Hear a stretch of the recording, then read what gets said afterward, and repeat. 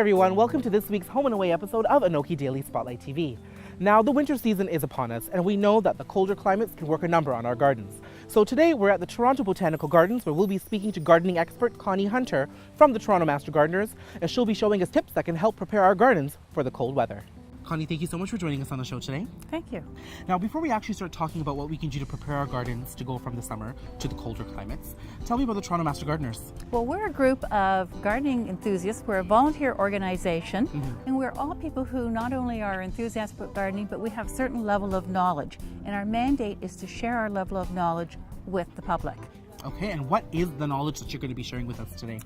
Well, I'm going to talk about how the gardening season doesn't end on Labor Day. Okay. It carries on through the fall until winter sets. A lot of us tend to think that once summer is gone, once the sun goes away, we just stop gardening altogether.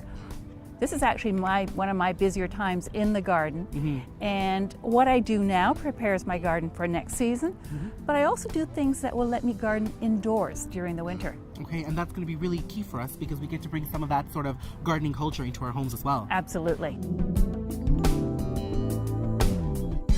What I'm going to be showing you is the garlic bulb, and I'm going to take the bulb apart so that each clove is separate. The garden is already being worked out so the soil is nice and loose. I'm going to dig a trench that is about 6 centimeters deep, and I'm going to plant each clove individually in that trench, spaced about 3 centimeters or 6 centimeters apart. Then I will cover it with the soil, smooth it off, and I've got some straw that I use to mulch it for the winter. Now, if you're in the city, you may not have access to straw, in which case you might want to use leaves from your garden. So you would chop them up and you would spread them over the area of your garden where you've planted your garlic bulbs. It gives it a nice cozy blanket.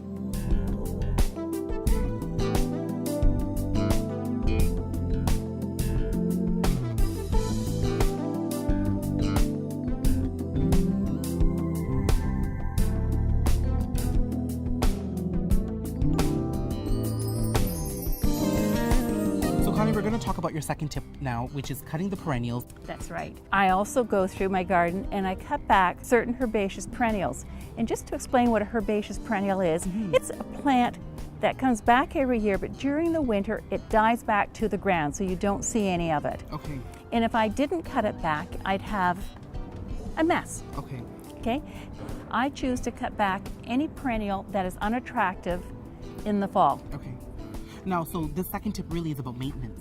It is about garden maintenance, about keeping your garden tidy, and a tidy garden is going to have fewer pests in it, fewer diseases in it.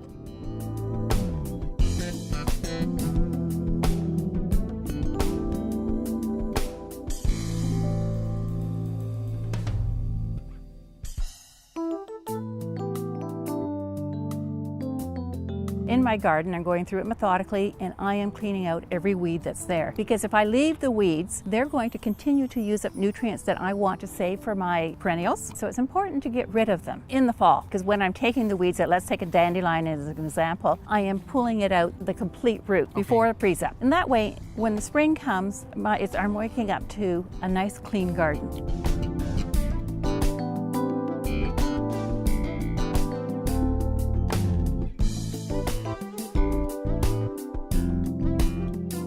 Wonderful to bring your garden indoors. Yes. The first thing I want to talk about is bringing some mint indoors and growing some coriander indoors. Yes, now those are two herbs very popular in the South Asian community. That's why I thought we'd talk about them. So Connie, you were telling me that not only can we go through the traditional method of growing mint indoors, but there's a quick one too. That's right. We can take cuttings off our mint plant that's in the garden, and you tear off the bottom few leaves, and then you immerse the stems in a glass of water. Okay. And the roots will develop, and then you can pot them up.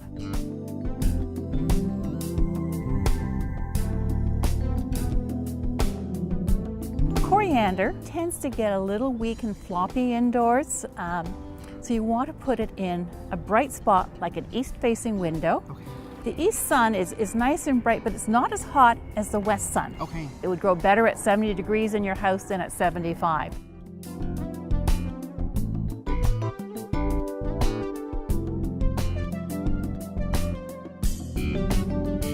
Thank you to Connie Hunter for showing us these tips, and thank you for joining us. For more on Toronto Master Gardeners, you can visit torontomastergardeners.ca.